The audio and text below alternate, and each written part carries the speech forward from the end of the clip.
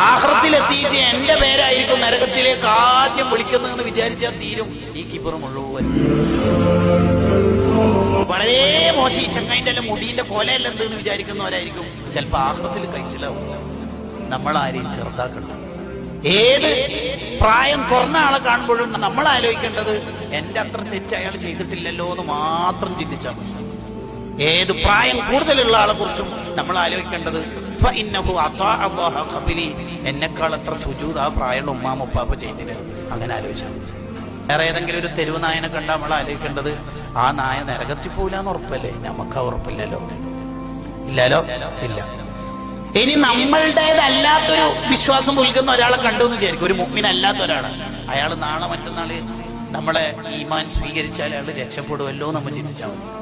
ആരെയും ചെറുതാക്കണം. നമ്മളാരാ മറ്റുള്ളവരെ ചെറുതാക്കാൻ? നമ്മളെ കയ്യിൽ എന്താ ഉള്ളത്?